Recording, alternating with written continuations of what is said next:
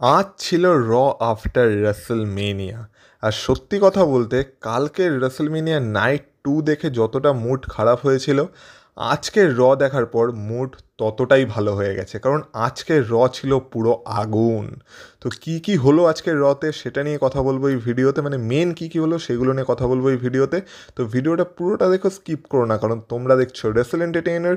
So let's start the entertainment.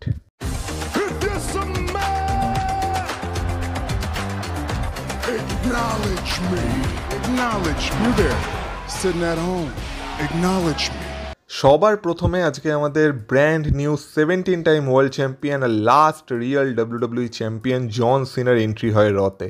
সেই অন্ধকারের মধ্যে দিয়ে জন সিনা বেরিয়ে আসার অ্যানাউন্সার প্রথমে তাকে একটু ভুল অ্যানাউন্স করে দেয়, মানে নর্মালি অ্যানাউন্স করে দেয়। তো সে অ্যানাউন্সারকে আবার ডেকে বলে তাকে ঠিক মতো অ্যানাউন্স করতে। তো অ্যানাউন্সার সরি বলে, আর তারপর তাকে greatest of all time, last real WWE champion, 17 time champion, অনেক কিছু বলে আর কি জন সিনাকে অ্যানাউন্স করে।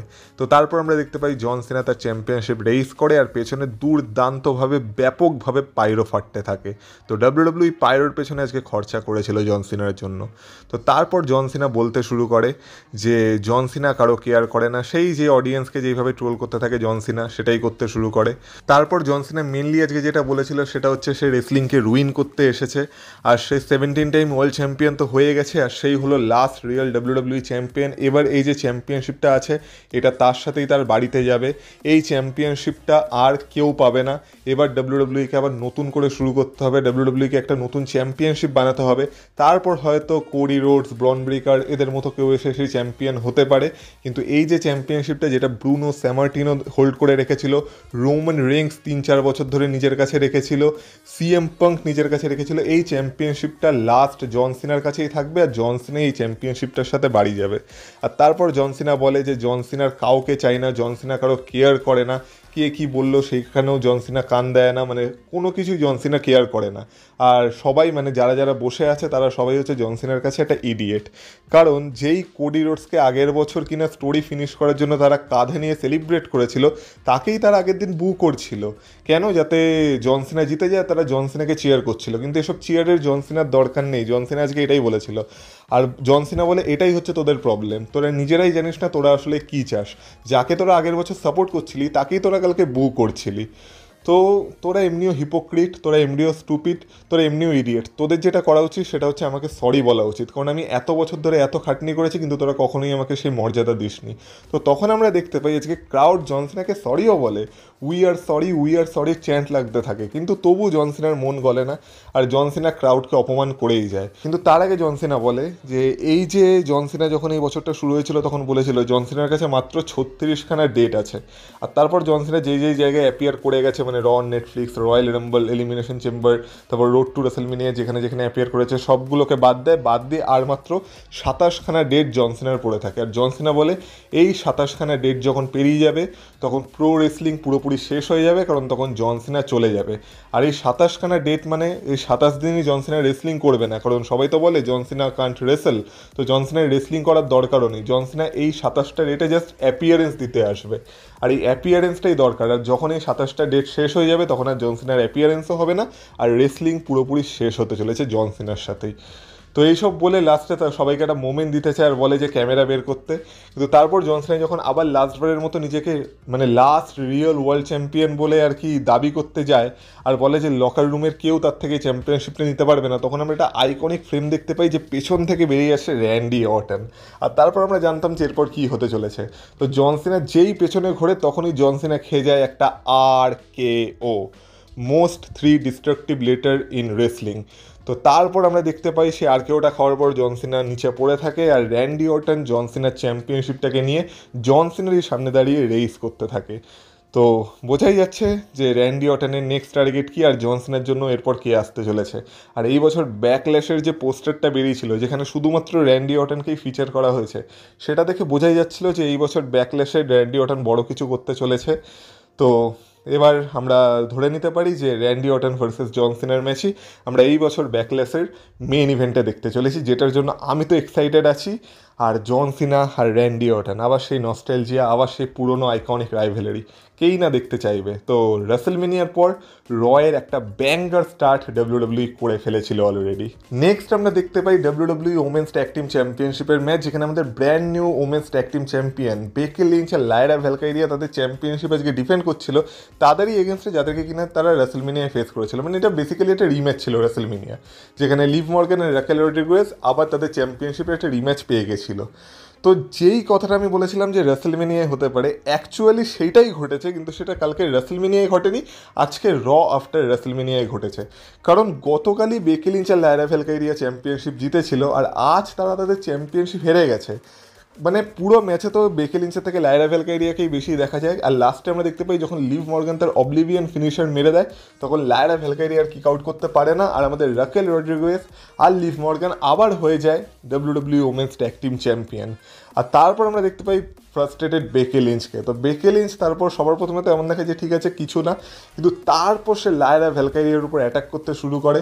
প্রথমে তো সে ফ্রাস্ট্রেটেড ছিল, তারপর ফিরে এসে সে 3-4টে ম্যান হ্যান্ডেল স্ল্যামও মেরেছিল লায়রা ভ্যালকাইরিয়াকে, মানে পুরোপুরি ডিস্ট্রয় করে ছেড়ে দিয়েছে। তো যেই অ্যাঙ্গেলটা আমি তোমাদের বলেছিলাম যে আমরা রাসেলমেনিয়া দেখতে পেতে পারি, ডাব্লিউডাব্লিউ সেই সেম অ্যাঙ্গেল আফটার রাসেলমেনিয়ার জন্য বাঁচিয়ে রেখেছিল। কারণ দেখো আমার প্রেডিকশন কিন্তু তাহলে ঠিকই হলো, কিন্তু সেটা রাসেলমেনিয়ায় হলো না, সেটা আফটার রাসেলমেনিয়ায় হলো। আর এবার আমরা বলতে পারি যে নেক্সট ফিউড যেটা হতে চলেছে সেটা বেকি লিঞ্চ ভার্সেস লায়রা ভ্যালকাইরিয়ার মধ্যেই হতে চলেছে। আর যেহেতু লায়রা ভ্যালকাইরিয়ার কাছে এই মুহূর্তে ইন্টারকন্টিনেন্টাল চ্যাম্পিয়নশিপও আছে, তো মেবি এটা ওমেন্স ইন্টারকন্টিনেন্টাল চ্যাম্পিয়নশিপের জন্যই ব্যাকল্যাশের দিকে এগোচ্ছে। এরপর আমরা দেখতে পাই নিউ ডেকে। তো নিউ ডে আজকে নিজেদের চ্যাম্পিয়নশিপ ভিক্টরি সেলিব্রেট করতে এসেছিল, যেখানে আমরা দেখতে পাই নিউ ডে আসে, নিউ ডে বলে তারা আবার ওয়ার্ল্ড ট্যাগ টিম চ্যাম্পিয়ন্স হয়ে গেছে। আর এই ডাব্লিউডাব্লিউ লকার রুমে এমন কোনো ট্যাগ টিম নেই যারা কিনা নিউ ডেকে হারাতে পারবে, কারণ নিউ ডেই হলো greatest tag team of all time. আর নিউ ডের মতো ট্যাগ টিম ডাব্লিউডাব্লিউ লকার রুমে আর একটাও নেই। কিন্তু এই সময় তাদের ইন্টারফেয়ার করতে চলে আসে আলফা একাডেমি। আর ম্যাক্সিন ডুপ্রি বলে যে নিউ ডে হয়তো কালকে চ্যাম্পিয়ন হয়ে গেছে, কিন্তু নিউ ডের এটাও মনে রাখা দরকার নিউ ডেকে মাত্র 1 মিনিটের মধ্যে, মানে মাত্র কিছু সেকেন্ডের মধ্যে আলফা একাডেমি হারিয়ে দিয়েছিল। তো আলফা একাডেমি মানে ওটিস আর আকিরা তোজাওয়া একটা টাইটেল শট ডিজার্ভ করে। তো সবার প্রথমে জেভিয়ার উডস রাজি হচ্ছিল না, কিন্তু ম্যাক্সিন ডুপ্রি তখন বলে আচ্ছা ভয় পেয়ে গেলি তোরা। তো তখন আমাদের কোফি কিংস্টন বলে যে ঠিক আছে চল, যখন তোরা চাইছিস হয়েই যাক ম্যাচটা। কিন্তু এটা তো পুরোপুরি সেট আপ ছিল, কারণ ম্যাচটা শুরু হওয়ার আগে আমরা দেখতে পাই সেই রিটার্নটা, যেই রিটার্নটাও আমরা রাসেলমেনিয়া একবারের জন্য কল্পনা করেছিলাম, কিন্তু আমি তোমাদের বলেছিলাম রাসেলমেনিয়া না হলেই ভালো হয়, সেটাই হয়েছে। আর রয়ের এপিসোডে ফিরে এসেছে দ্য বালগেরিয়ান ব্রুট রুসেভ। তো রুসেভ এখানে চলে আসে, আর রুসেভকে দেখে তো নিউ ডে প্রথমে যেভাবে ভয় পেয়ে পালায় সেটা দেখার মতো ছিল। আর রুসেভ আজকে একটা আলাদাই অ্যাগ্রেশনের সাথে ফিরেছিল ডাব্লিউডাব্লিউতে। তো রুসেভ রিংয়ে যায়, রিংয়ে গিয়ে সবার প্রথমে আমরা দেখতে পাই ওটিসের উপর অ্যাটাক করে দেয়, তারপর আকিরা তোজাওয়া রুসেভকে মারার চেষ্টা করে, কিন্তু আকিরা তোজাওয়াকেও ধরে বেঁধে মানে কোলে তুলে ফেলে দিয়েছে। মানে রুসেভের পাওয়ারের সামনে আকিরা তোজাওয়া টেকে। আর লাস্টে আমরা দেখতে পাই রুসেভ এসে আইকনিক সাবমিশন মুভে রুসেভ ওটিসকে আটকে দেয়, আর ওটিসের আর কিছু করার থাকে না। আর এইভাবে রুসেভ আজকে ডাব্লিউডাব্লিউতে ফিরে এসে তার ডমিনেন্স প্রুফ করে দিয়েছে। আর রুসেভ যে ডমিনেট করতেই এসেছে এরপর, এইটা রুসেভ মানে প্রথম দিন এসেই ঝলক দেখিয়ে দিয়েছে। আর সবাই রুসেভ ডে চ্যান্ট করতে থাকে। তো রুসেভ ডে তো ডাব্লিউডাব্লিউতে একসময় বিশাল পপুলার হয়েছিল, তো দেখা যাক সেটাকে ডাব্লিউডাব্লিউ রিক্রিয়েট করে কিনা। কিন্তু রুসেভকে দেখে মনে হচ্ছে রুসেভের জন্য ডাব্লিউডাব্লিউর কাছে বড় কোনো প্ল্যানই আছে, আর এই তো সবে শুরু হলো।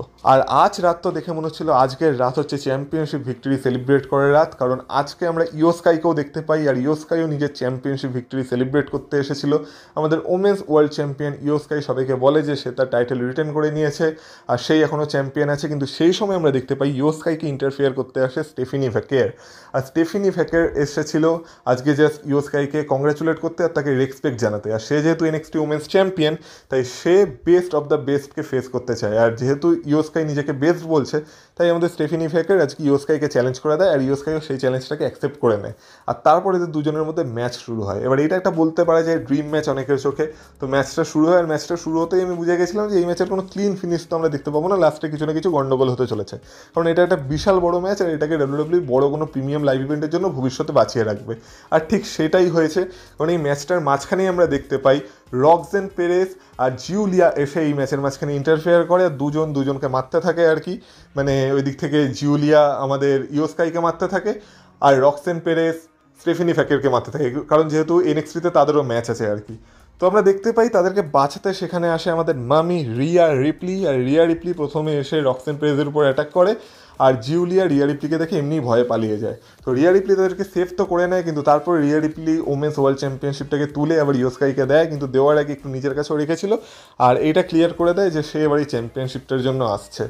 তো এখনও রিয়া রিপ্লির চোখ চ্যাম্পিয়নশিপের দিকে আছে। তো সামনে ব্যাকল্যাশ, দেখা যাক ব্যাকল্যাশে আমরা রিয়া রিপ্লি ভার্সেস ইয়ো স্কাইয়ের আর একটা ম্যাচ দেখতে পাই কিনা। আর চ্যাম্পিয়নশিপ ভিক্টরি সেলিব্রেট করার রাত এখানেই থেমে যায় না, কারণ এরপর আসে আমাদের main event, Jey Uso with তার brand new world heavyweight championship. তো জে উসো এখানে আসে, জে উসোর আবার একটা গ্র্যান্ড এন্ট্রেন্স হয়, জে উসো পুরো অডিয়েন্সের সাথে ইট করতে থাকে। কিন্তু নতুন ব্যাপার হলো এটাই যে এখন তার কাছে ওয়ার্ল্ড হেভিওয়েট চ্যাম্পিয়নশিপ ছিল। তো তারপর জে উসো রিংয়ে আসে, রিংয়ে এসে সবার প্রথমে কিছু বলতে যায় কিন্তু কিছু বলতে পারে না, কারণ সবাই ওয়ান মোর টাইম করে চেঁচাতে থাকে। তো তখন আবার জে উসোর মিউজিক চালানো হয়, আবার সবাই ইট করতে থাকে। আর এইটাই হলো ইন্টারনেট অডিয়েন্স আর রিয়েল অডিয়েন্সের মধ্যে তফাৎ। ইন্টারনেটে অনেকে অনেক রকম কথা বলে, নিজেকে অনেক বড় মনে করে, আর অনেকে বলে যে এইটা ঠিক না এটা ঠিক না, কিন্তু অ্যাকচুয়ালি যখন ডাব্লিউডাব্লিউ যারা দেখতে যায় তাদের মাইন্ডসেট পুরোপুরি আলাদা হয়। এটাই হচ্ছে তার প্রমাণ। কারণ যখন আমাদের জে উসো জিতেছিল ওয়ার্ল্ড হেভিওয়েট চ্যাম্পিয়নশিপ, তখন সেই ভিডিওটায় ডিসলাইকের পরিমাণ প্রচুর, কিন্তু যখন জে উসো অ্যারিনায় যায় তখন জে উসোকে সবাই সাপোর্ট করে আর জে উসোর সাথে সবাই ইট করতে থাকে। তো এটাই হলো ইন্টারনেট অডিয়েন্স ভার্সেস রিয়েল অডিয়েন্সের মধ্যে তফাৎ।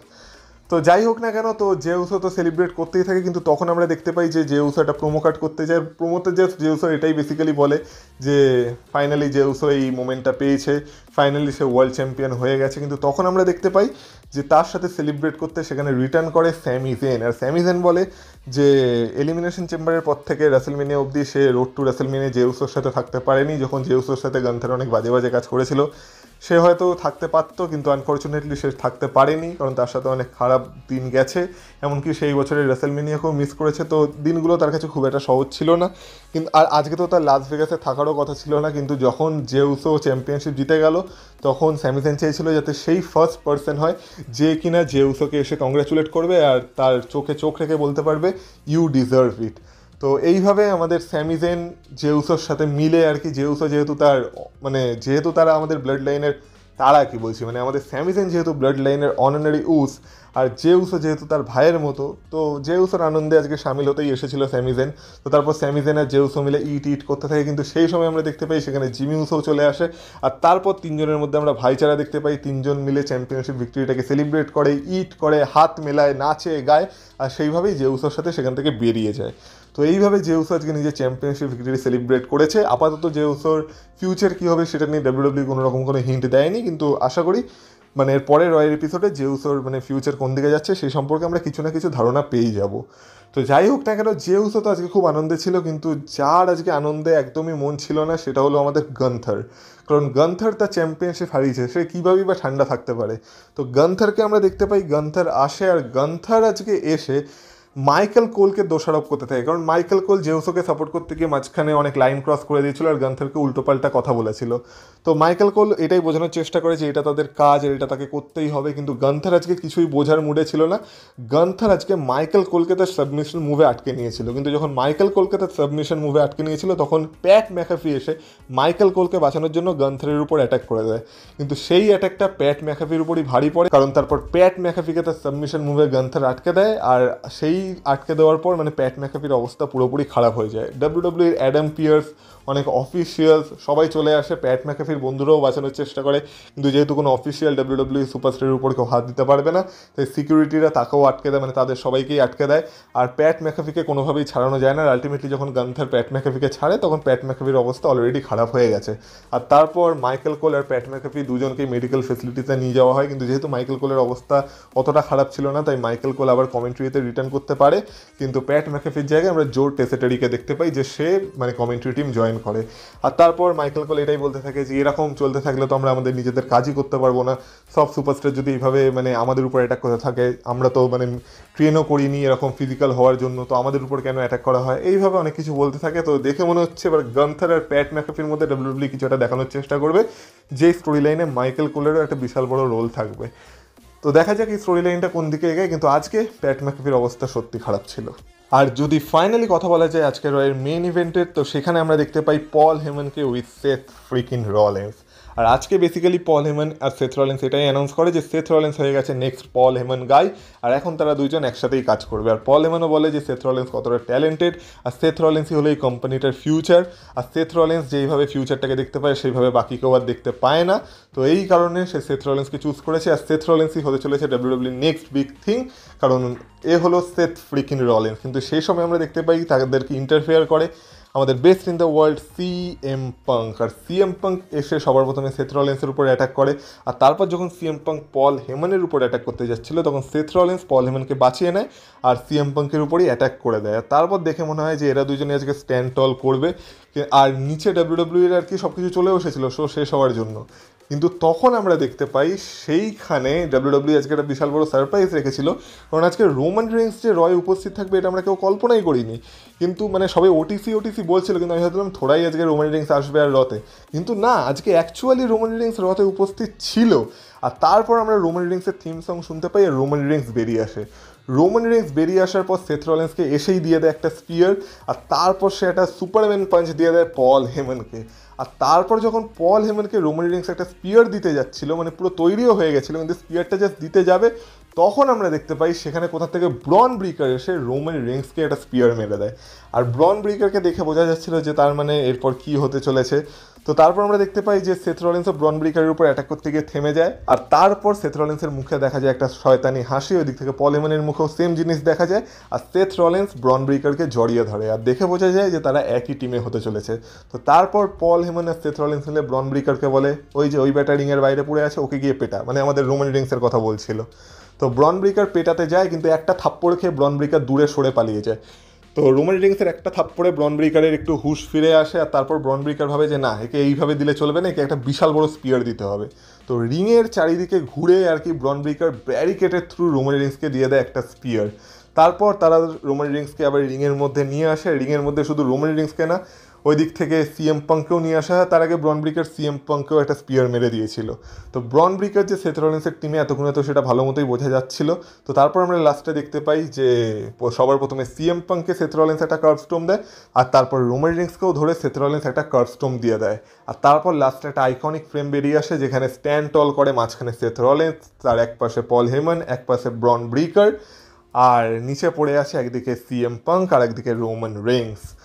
তো এইভাবে আজকে সেথ রলিন্স স্ট্যান্ড টল করেছে, আর আমরা ভাবছিলাম যে সেথ রলিন্স হয়তো রকের সাথে অ্যালায়েন্সে আছে, কিন্তু এখন তো দেখে মনে হচ্ছে সেথ রলিন্স নিজেরই একটা অ্যালায়েন্স তৈরি করছে, যেখানে এখন আপাতত সেথ রলিন্স আর ব্রন ব্রিকার যোগ দিয়েছেন। আমি তোমাদের কালকে বলেওছিলাম যে ব্রন ব্রিকার ইন্টারকন্টিনেন্টাল চ্যাম্পিয়নশিপ হেরে গেছে, এতে দুঃখ পাওয়ার কোনো কারণ নেই, কারণ এরপর ব্রন ব্রিকারের আপডেটই হতে চলেছে।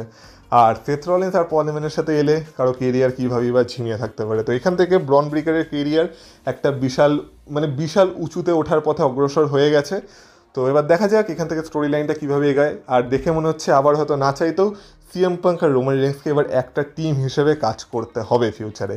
তো এই ছিল আজকে র, যেই রতে আজকে সারপ্রাইজ ছিল, আজকে রিটার্ন ছিল, বিট্রায়াল ছিল, মানে আর কি বলবো, মানে যা যা কালকে রেসেলমেনিয়া দরকার ছিল সেগুলো রেসেলমেনিয়া থেকে বাদ দিয়ে ট্রিপল এইচ আজকে রতে দিয়ে দিয়েছে। চ্যাম্পিয়নশিপ সেলিব্রেশন বলো, মানে চ্যাম্পিয়নশিপ চেঞ্জ বলো, মানে সব কিছু, মানে র আজকে এমন কিছু নেই যেটা কিনা রতে ছিল না। তো র আজকে যদি রেট করতে হয় তাহলে র আজকে একটা 5 স্টার র ছিল, প্রথম থেকে শেষ অবধি এন্টারটেইনিং ছিল। তো র আজকে দারুণ লেগেছে, দারুণ দারুণ দারুণ, মানে কালকের রেসেলমেনিয়া যতটা খারাপ ছিল আজকের র তার থেকে ঠিক তত গুণই ভালো ছিল। তো যাই হোক না কেন, র তোমাদের কেমন লাগলো অবশ্যই কমেন্ট বক্সে কমেন্ট করে বলো। আর বাকি যদি ভিডিওটা ভালো লেগে থাকে ভিডিওটা তো অবশ্যই লাইক করে দিয়েছো, আর এই চ্যানেলে যদি নতুন হয়ে থাকো তো প্লিজ চ্যানেলটাকে সাবস্ক্রাইব করে দিয়েছো। আর যদি আমাকে ইনস্টাগ্রামে ফলো করতে চাও তার লিঙ্ক পেয়ে যাবে তোমরা ভিডিও ডিসক্রিপশনে, তো সেখান থেকে তোমরা আমাকে ফলো করে আসতে পারো। তাহলে তোমাদের সাথে কথা হবে আবার পরের ভিডিওতে, ততক্ষণ তোমরা ভালো থেকো, টাটা।